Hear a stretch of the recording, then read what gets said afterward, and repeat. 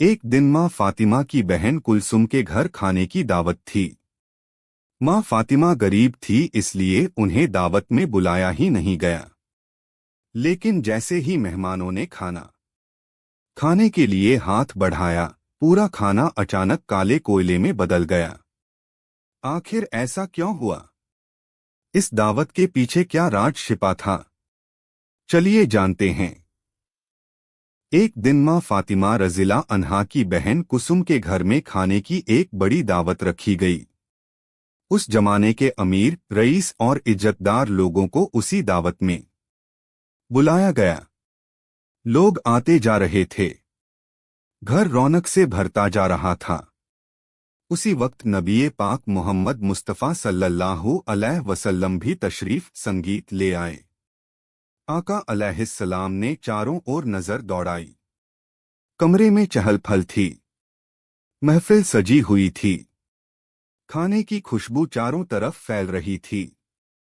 कुसुम दौड़कर आगे बढ़ी, आदर से सलाम किया और बोली, या रसूल अल्लाह, या अब्बा जान, आप तशरीफ लाएं। यह मेरे लिए बहुत बड़ी खुशी की बात है। आइए यहाँ बैठिए। नबी करीम सल्लल्लाहु अलैहि वसल्लम ने नजर घुमाई और फरमाया, कुसुम, संगीत, तुमने तो बहुत उम्दा इंतजाम किया है। मैं देख रहा हूं कि शहर के तमाम अमीर और रईस लोग यहाँ मौजूद हैं। फिर उन्होंने नरमी से पूछा, कुसुम, तुमने किन किन लोगों को दावत दी है? कुसुम, संगीत ने फक्र से कहा, अब्बा जान, मैंने शहर के जितने भी अमीर, पढ़े लिखे और प्रतिष्ठित लोग हैं, सबको बुलाया है।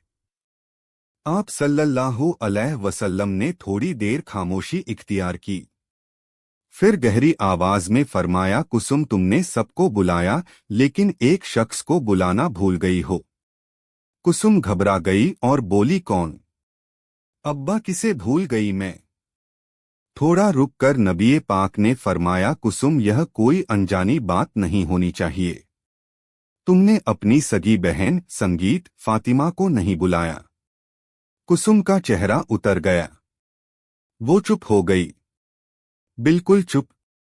उसे मालूम था कि उसने जानबूझकर माँ फातिमा को दावत में नहीं बुलाया, क्योंकि माँ फातिमा गरीब थी। उनके पास महंगे कपड़े नहीं थे और इसी वजह से उन्हें बुलाना जरूरी नहीं समझा गया था। कुसुम को लगा कि अगर फातिमा इस दावत में आएंगी तो उसके मान सम्मान को ठेस पहुंचेगी। इधर जब कुसुम बड़े शान से महंगे खाने परोस रही थी, पुलाव, कोरमा, तरह तरह के पकवान, उधर उनकी सगी बहन माँ फातिमा अपने घर में एक वक्त की रोटी को भी तरस संगीत रही थी। उनके प्यारे दो बेटे हसन और हुसैन भूख की पीड़ा से तड़प रहे थे। संगीत वे मासूमियत से बोले, अम्मी, हमें बहुत भूख लगी है, अब भूख बर्दाश्त नहीं हो रही। संगीत, हमें कुछ खाने को दो ना। यह सुनकर माँ फातिमा की आंखों से आंसू बहने लगे। उन्होंने आसमान की ओर देखकर दर्द से कहा, हे मेरे अल्लाह, मेरे घर में ना तो खाना है, ना एक देहम संगीत है।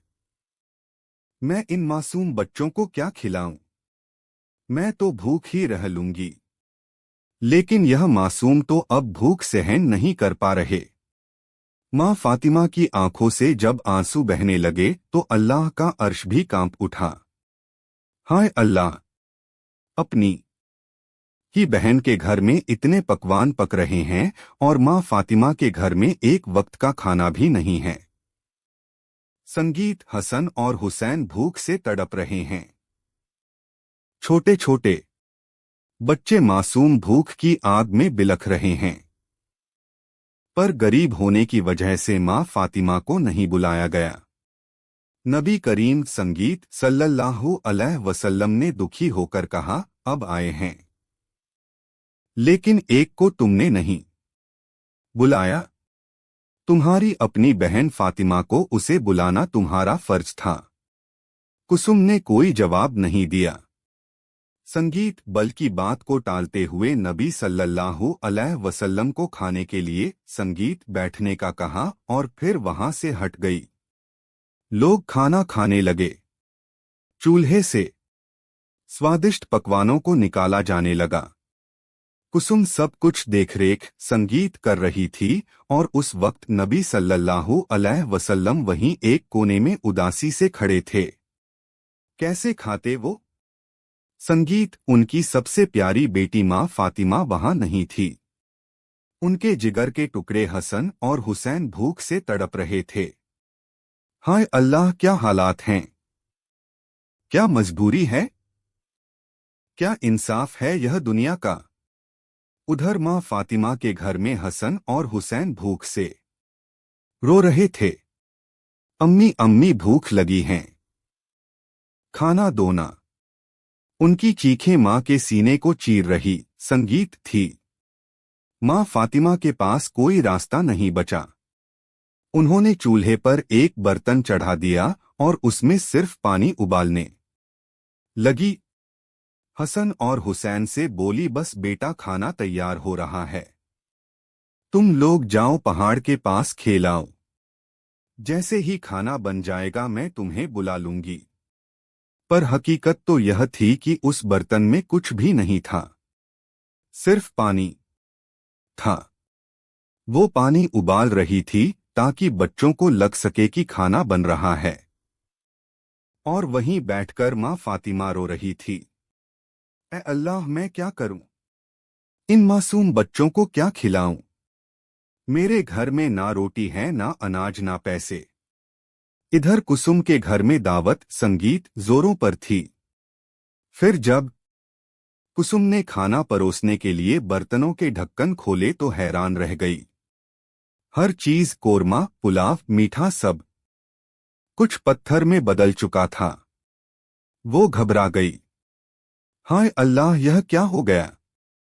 थोड़ी देर पहले ही तो सब कुछ तैयार था, अब सब पत्थर कैसे बन गया?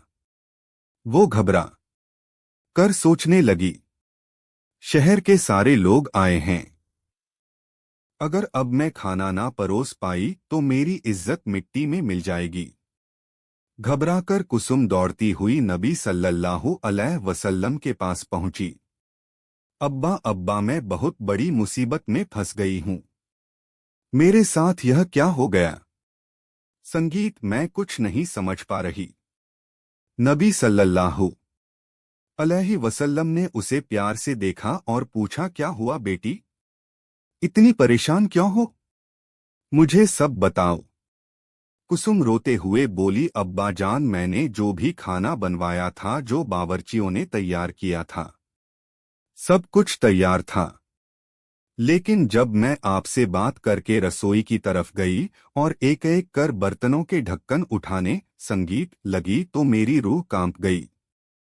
हर एक खाना, सब कुछ कोयले में बदल चुका था। अब मैं क्या खिलाऊं इन मेहमानों को?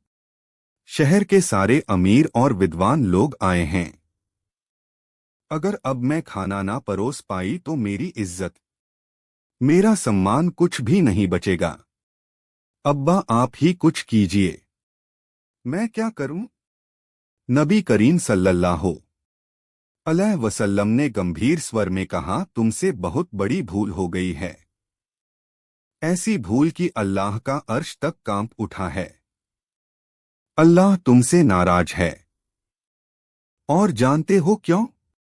क्योंकि तुमने अपनी सगी बहन फातिमा को सिर्फ इसलिए दावत में नहीं बुलाया क्योंकि वो गरीब है।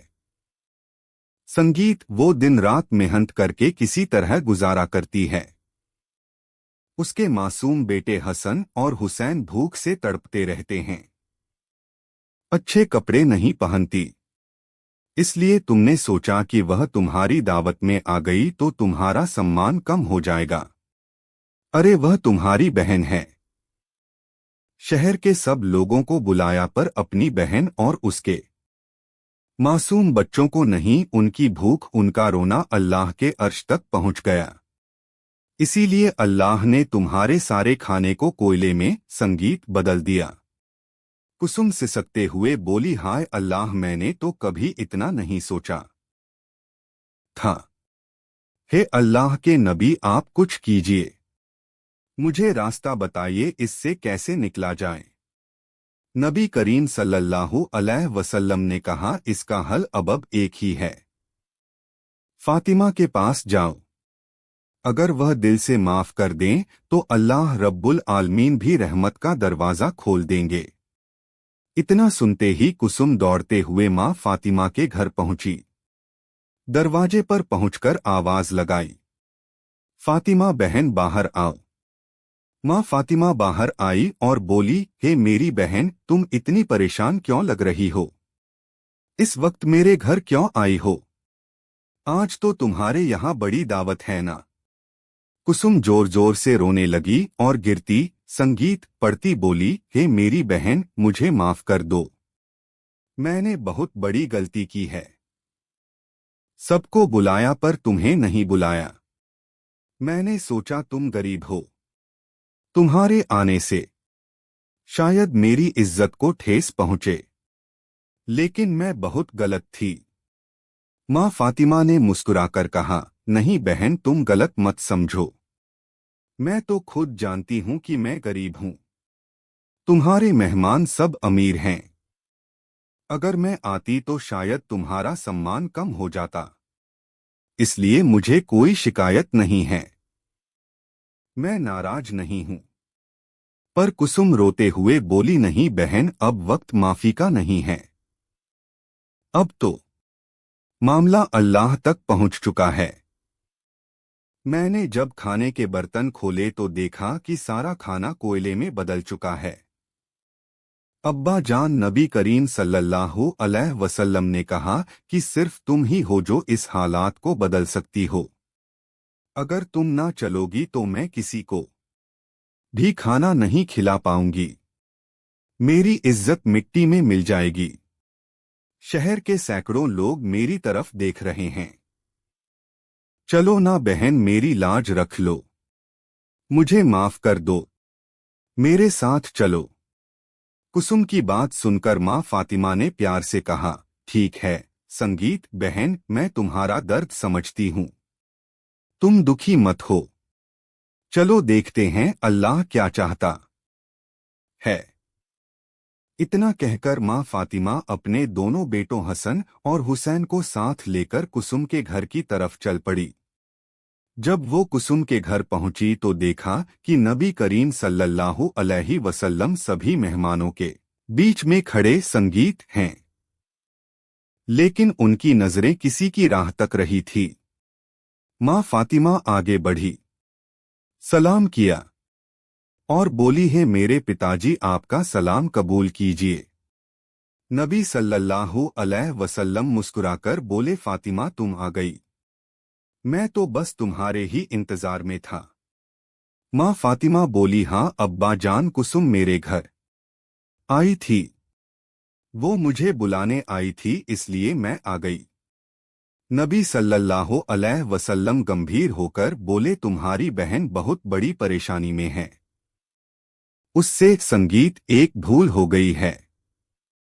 उसने तुमसे घमंड में आकर बड़ी चूक कर दी और इस भूल से अल्लाह रब्बुल आलमीन भी नाराज हो गए। आज की इस दावत में शहर के बड़े बड़े लोग मौजूद हैं, लेकिन जो खाना बनाया गया था वो सब कोयले में बदल चुका है। यह सुनकर मां फातिमा चौंक गई और बोली, अब्बा, मैंने तो कभी अपनी बहन को बद्दुआ नहीं दी। फिर यह सब कैसे हो गया? नबी सल्लल्लाहु अलैहि वसल्लम ने प्यार से जवाब दिया, फातिमा, तुमने बद्दुआ नहीं दी, लेकिन हसन और हुसैन की भूख से बिलबिलाती चीखें और एक माँ की तड़पती दुआएं इतनी असरदार थी कि अल्लाह का अर्श भी कांप उठा। बस उसी अल्लाह के हुक्म से यह सारा खाना कोयले में बदल गया। फिर नबी सल्लल्लाहु अलैहि वसल्लम ने कहा, अब यह सब सुलझ सकता है। संगीत, अगर तुम दिल से अपनी बहन को माफ कर दो और अल्लाह से दुआ करोगी। मां फातिमा ने सिर झुकाकर कहा, ठीक है अब्बा, मैं तैयार हूँ। फिर वो कुसुम संगीत को साथ लेकर वहां गई जहां सारा खाना कोयले में बदल चुका था। संगीत, मां फातिमा ने बिस्मिल्लाह कहा, सभी बर्तनों को कपड़े से ढक दिया। फिर हाथ उठाकर अल्लाह के दरबार में दुआ मांगी, मेरे रब, मैंने माफ कर दिया अपनी बहन को। संगीत, तू भी रहमत का दरवाजा खोल दे। फिर उन्होंने कुसुम से कहा, अब बहन तुम जाकर धीरे से कपड़ा हटाओ इन बर्तनों से। जब कुसुम ने कांपते हाथों से कपड़ा हटाया तो उसकी आंखें आश्चर्य से भर गई। हर बर्तन में वही स्वादिष्ट खाना, कोरमा, पुलाव, मिठाई, सब वैसा ही बनकर तैयार था जैसे कुछ हुआ ही ना हो। कुसुम की आंखों से आंसू बहने लगे। उसने सजदे में जाकर अल्लाह का शुक्र अदा किया। माँ फातिमा ने भी हाथ उठाकर अल्लाह का शुक्रिया अदा किया। फिर माँ फातिमा ने मुस्कुराकर कहा, अब बहन जाओ, सभी मेहमानों को खाना परोस दो। अल्लाह ने तुम्हारी लाज रख ली है। कुसुम ने माँ फातिमा के हाथ पकड़कर कहा, बहन तुमने मुझे माफ कर दिया, इसके लिए तुम